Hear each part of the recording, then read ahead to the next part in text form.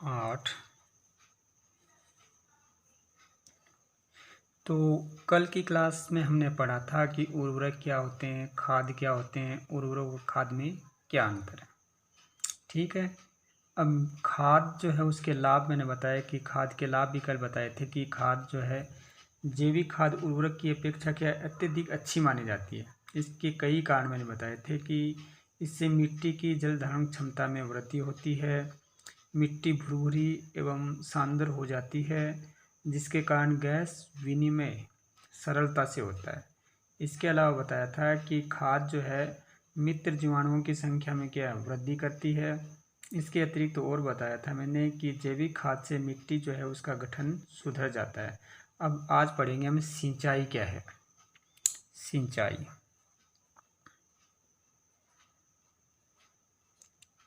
सिंचाई जीवित रहने के लिए प्रत्येक जीव को जल की आवश्यकता होती है। कोई भी जीव हो उसे जीवित रहने के लिए क्या जल की आवश्यकता होती है। पौधे के वृद्धि एवं परिवर्धन के लिए पौधा जो है उसकी वृद्धि एवं विकास के लिए जल का क्या विशेष महत्व है। विशेष महत्व है। पौधे जड़ों द्वारा जल का क्या अवशोषण करते हैं।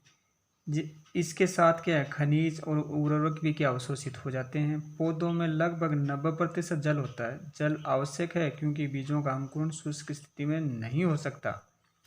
जल में घुले हुए पोषक का स्थानांतरण पौधे के प्रत्येक भाग में होता है। ये फसल की पाले एवं गर्म हवा से क्या करते हैं सुरक्षा करते हैं। स्वस्थ फसल वृद्धि के लिए मिट्टी की नमी को बनाए रखने के लिए खेत में नियमित रूप से जल देना आवश्यक है। तो निश्चित अंतराल पर खेत में जल देना सिंचाई कहलाता है। निश्चित अंतराल में निश्चित अंतराल में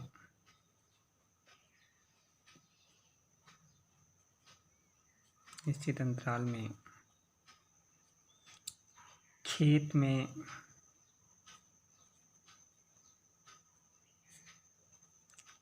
में जल देना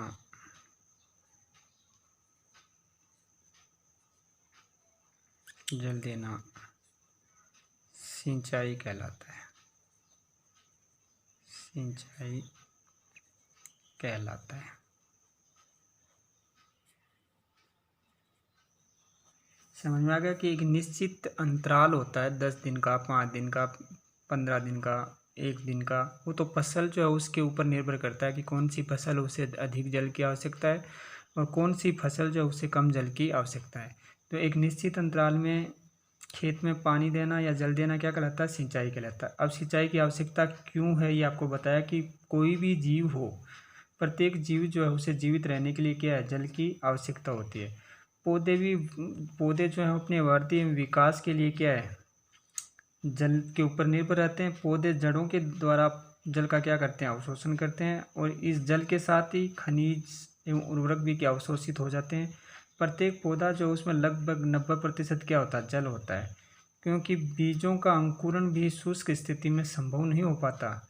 जल में घुले हुए पोषक का स्थानांतरण भी पौधे के प्रत्येक भाग में होता है। ये फसल की पाले एवं गर्म हवा से क्या करता है रक्षा करता है। स्वस्थ फसल वृद्धि के लिए क्या है स्वस्थ फसल वृद्धि के लिए मिट्टी की नमी को बनाए रखने के लिए खेत में नियमित रूप से जल देना आवश्यक है।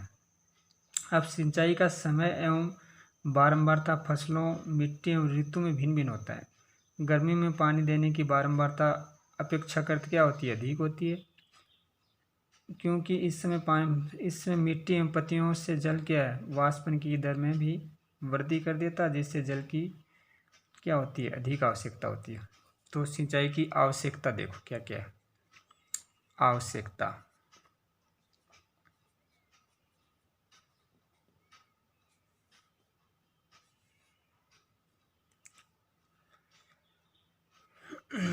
प्रत्येक सजीव को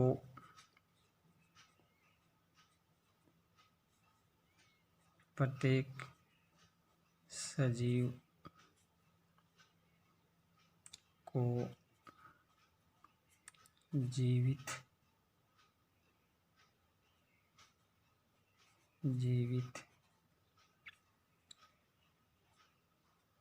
रहने के लिए जल की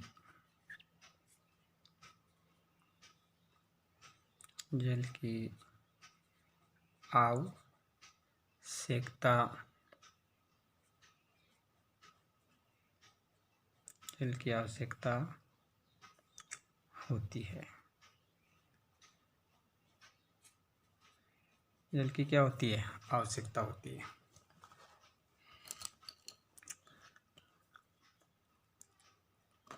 जल की आवश्यकता होती है।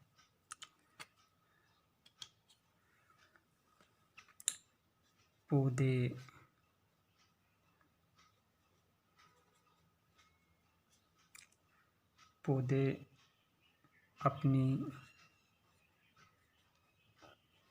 वृद्धि एवं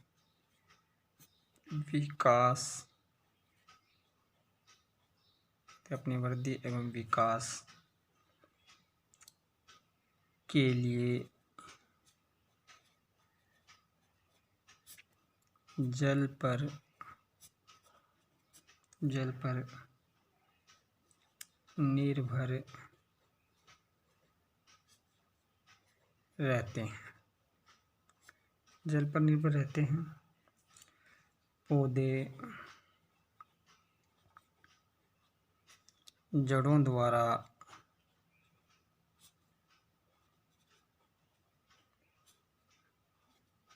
जल का अवशोषण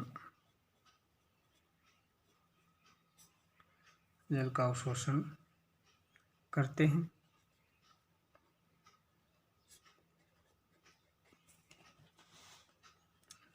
जड़ों द्वारा जल का अवशोषण करते हैं। जल के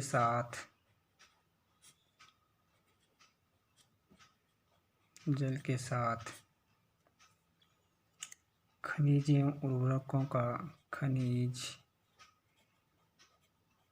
एवं उर्वरकों का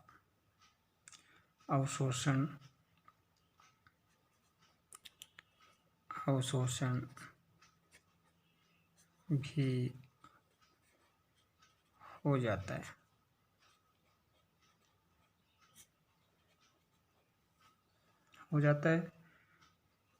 पौधों में लगभग 90% जल होता है।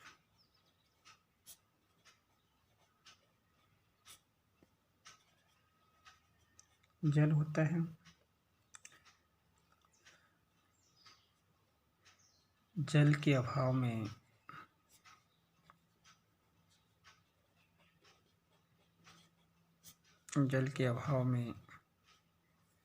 बीजों का अंकुरण नहीं हो पाता। बीजों का अंकुरण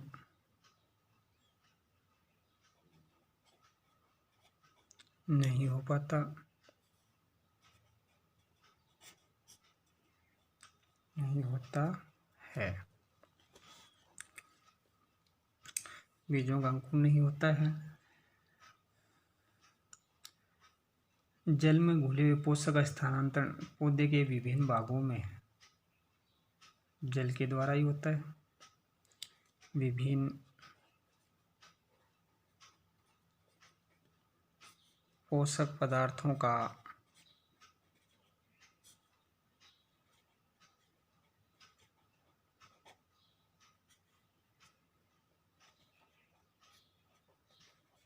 स्थानांतरण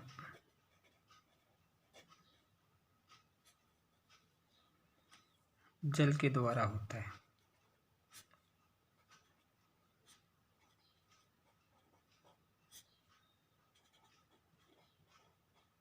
जल के द्वारा होता है।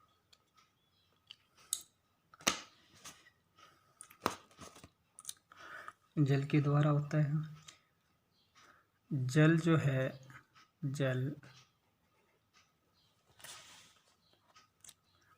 जल फसल को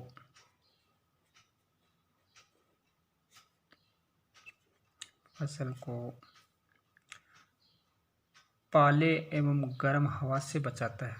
फसल को पाले एवं गर्म हवा से बचाता है।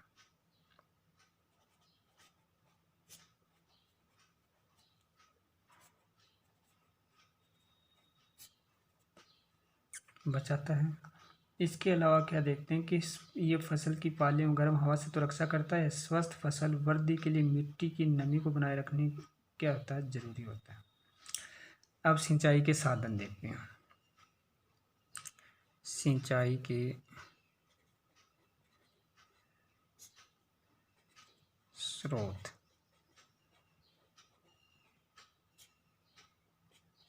सिंचाई के कौन कौन से स्रोत हैं? कुएं,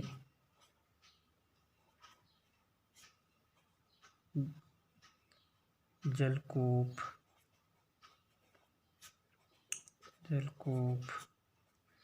तालाब,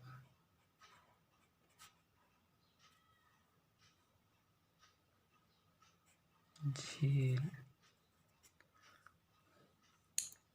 नदियाँ,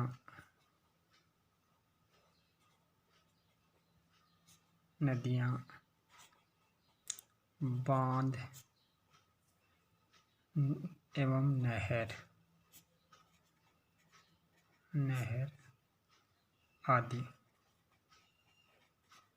आदि क्या है, जल के स्रोत हैं। सिंचाई के पारंपरिक तरीके। सिंचाई के पारंपरिक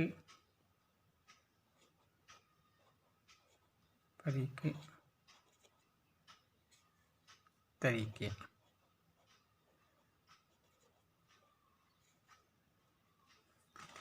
कुओं, झीलों, नहरों में उपलब्ध जल जो है उसको कैसे फसल तक पहुंचाया जाए। तो उपलब्ध जल को निकालकर खेत तक पहुंचाने के तरीके भिन्न भिन्न क्षेत्रों में भिन्न होते हैं। मवेशी अथवा मजदूर इन विधियों से का इस्तेमाल करता है, अतः ये क्या है, सस्ते हैं परंतु ये कम दक्ष हैं। विभिन्न पारंपरिक तरीके निम्न हैं: घिरनी, चेन पंप, ढकली, रहट तरीके। कुओं, झीलों एवं नहरों में उपलब्ध जल को निकालकर खेतों तक पहुंचाने के तरीके। कुओं, झीलों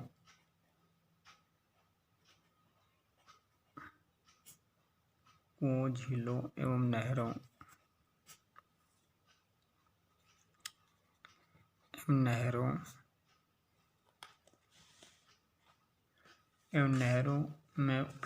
में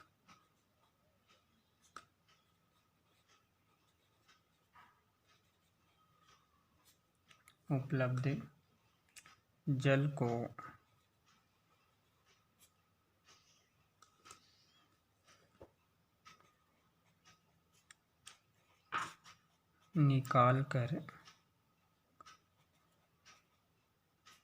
जल को निकाल कर खेतों तक पहुंचाना, खेतों तक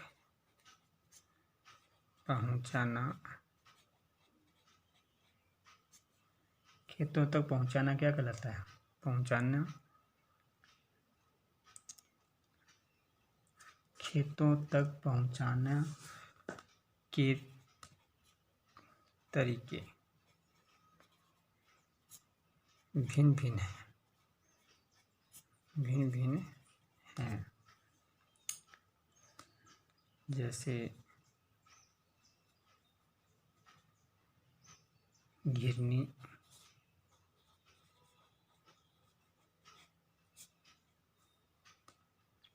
चेन पंप,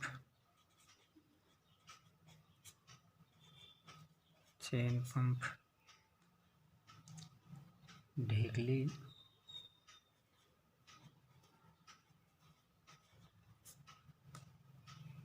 रहट आदि। जल को ऊपर खींचने के लिए सामान्यतः पंप का उपयोग किया जाता है। पंप चलाने के लिए डीजल, बायोगैस, विद्युत एवं सौर ऊर्जा का उपयोग किया जाता है। समझ में आया कि जल को ऊपर खींचने के लिए सामान्यतः पंप का उपयोग किया जाता है। तो पंप चलाने के लिए डीजल, बायोगैस, विद्युत एवं सौर ऊर्जा का उपयोग किया जाता है।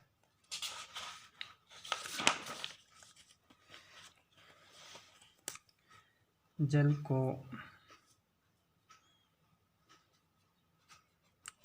को ऊपर खींचने के लिए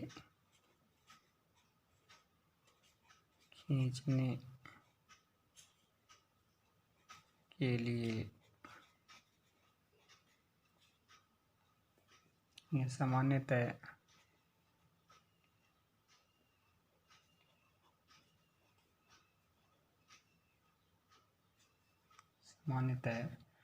पंप का उपयोग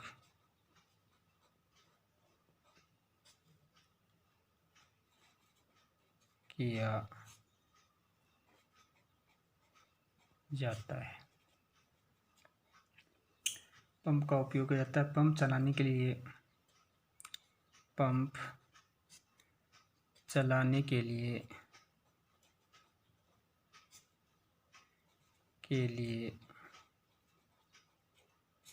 पंप चलाने के लिए डीजल,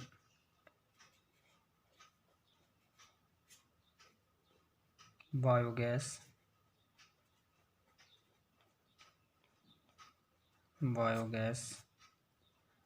विद्युत एवं सौर ऊर्जा का